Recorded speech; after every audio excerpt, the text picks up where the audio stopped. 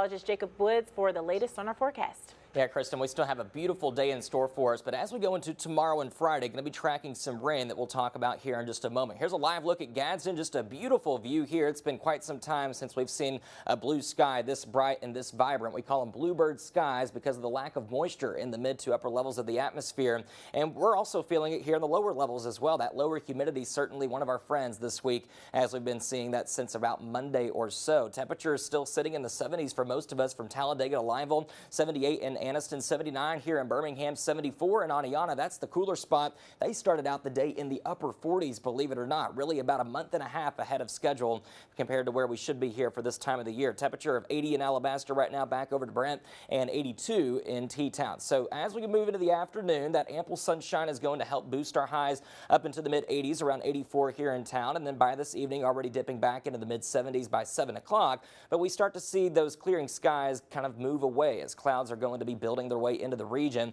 High pressure protecting us from those clouds at the moment, but you can tell off to our north and west around Kansas, Oklahoma, Missouri, these higher clouds moving down towards the southeast pretty fast, and they do have some rain heavy at times associated with them. That is going to weaken some before that disturbance starts to pass on through here in central Alabama. Futurecast shows those highs getting back up into the 80s for just about all of us later today. Clouds building in mostly for the evening, late tonight and into early tomorrow morning, and likely with the help of those clouds insulating us a little bit. Temperature is not going to be nearly as chilly to start tomorrow morning compared to today. So we'll go with upper 50s, closer to 60 for most spots, and maybe up to the mid 60s here in town. We are going to be seeing a little bit of this fighting through some dry air as it starts to move in late tomorrow evening, but no, most of Thursday is going to be just mostly cloudy and dry with maybe that filtered sunshine from time to time. And a lot of those rain showers are going to be light to intermittent and maybe light to steady at times as they pass through Thursday night into early Friday morning. But look at this, already by around 11:30 to noon on Friday, most of the rain